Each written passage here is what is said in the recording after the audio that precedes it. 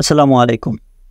আপনারা যারা মেমিফাই account create করেছেন, মেমিফাই এয়ারড্রপে কাজ করতেছেন, সেখানে কিভাবে ওয়ালেট কানেক্ট করবেন সেটাই আপনাদেরকে এই ভিডিওতে দেখিয়ে দিব। তো মেমিফাই এয়ারড্রপের লিস্টিং ডেট কিন্তু চেঞ্জ হতে পারে।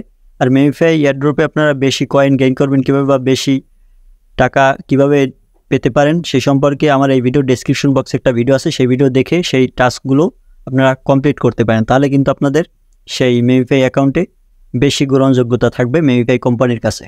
তো চলেন আপনাদেরকে দেখাই কীভাবে মেমিফাই এয়ারড্রপটায় ওয়ালেট ক্রিয়েট করবেন। তো মেমিফাই এয়ারড্রপে ওয়ালেট ক্রিয়েট করার জন্য যে দেখতে পাচ্ছেন ডান পাশে নিচে ওয়ালেট, এই ওয়ালেট লেখার উপর একটা ক্লিক করে দেবেন। তারপর এখানে দেখতে পাচ্ছেন ক্রিয়েট ওয়ালেট, এখানে ক্লিক করবেন। এখানে ক্লিক করার পর আপনাকে এখানে কিছু লেখা দিয়ে দিবে।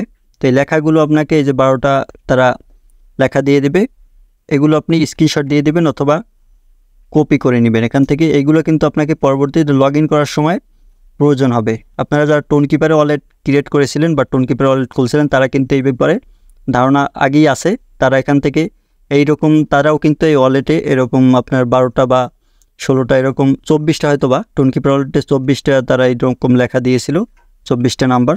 তো এখান থেকে আপনি এগুলো কপি করে নেবেন অথবা স্ক্রিনশট নিয়ে নেবেন। তো স্ক্রিনশট নেওয়ার পরে যে দেখতে পাচ্ছেন কন্টিনিউ অপশন একটা ক্লিক করে দেবেন। কন্টিনিউ অপশনে ক্লিক করে দেওয়ার পরে যে দেখতে পাচ্ছেন ইয়েস সেভ ইট, এখানে ক্লিক করে দেবেন।